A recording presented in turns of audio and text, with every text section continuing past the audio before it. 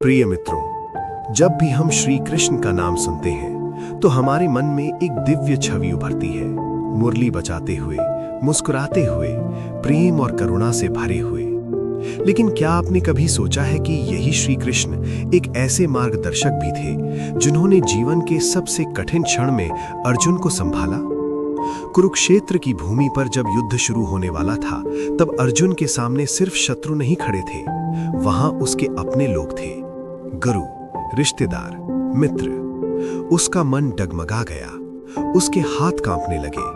उसने अपना गांडीव नीचे रख दिया। उसने कहा, मैं ये युद्ध नहीं कर सकता।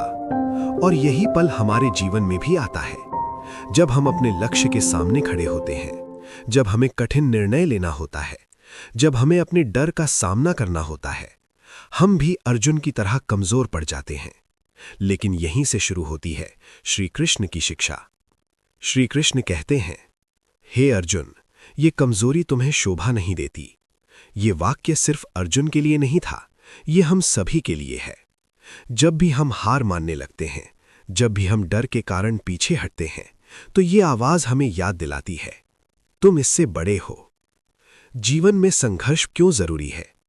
अगर अर्जुन युद्ध से भाग जाता तो क्या वो महान योद्धा कहलाता? नहीं, संघर्ष ही हमें मजबूत बनाता है। जैसे सोना आग में तपकर कुंदन बनता है, वैसे ही इंसान कठिनाइयों से गुजरकर महान बनता है।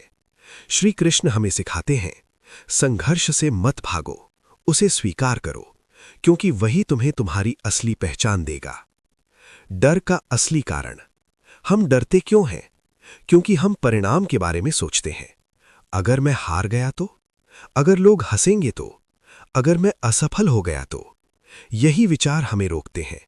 लेकिन श्री कृष्ण कहते हैं, तुम्हारा अधिकार केवल कर्म पर है, फल पर नहीं। इसका मतलब ये नहीं कि परिणाम महत्वपूर्ण नहीं है। इसका मतलब ये है कि परिणाम पर हमारा नियंत्रण नहीं है। जो हमारे हाथ में है वो है हमारी मेहनत, हमारी नीयत, हमारा प्रयास। कर्म योग का रहस्य। कर्म योग का अर्थ है बिना किसी स्वार्थ के पूरी ईमानदारी से अपना कार्य करना। जब तुम बिना डर के, बिना लालच के सिर्फ अपने कर्तव्य के लिए काम करते हो, तब तुम अपने जीवन के सबसे शक्तिशाली रूप में होते हो। आज की जीवन में श्री कृष्ण का संदेश। आज हमारा कुरुक्षेत्र क्या है? करियर का दबाव, पैसों की चिंता, समाज का डर, असफलता का भय। हर दिन हम एक युद्ध लड़ रहे हैं, लेकिन फर्क सिर्फ इतना है, हमारे पास श्री कृष्ण की तरह कोई बाहरी मार्गदर्शक नहीं है, लेकिन हमारे भीतर एक आंतरिक कृष्ण जरूर है। वो हमें हर समय सही दिशा दिखाने की कोशिश करता है, बस हमें उसे सुनना सीखना है। पहला कदम, खुद पर विश्वास। अर्जुन की सबसे बड़ी ताकत क्या थी? उसका धनुष नहीं, उसका आत्मविश्वास। जब आत्मविश्वास डगमगा गया तो वो हार गया। लेकिन जब उसने खुद पर विश्वास किया तो वो जीत गया। आज का संदेश। अगर तुम जीवन में कुछ बड़ा करना चाहते हो तो सबसे पहले अपने डर को हराना होगा। याद रखो, डर हमेशा तुम्हें रोकेगा, लेकिन हिम्मत तुम्हें आगे बढ़ाएगी।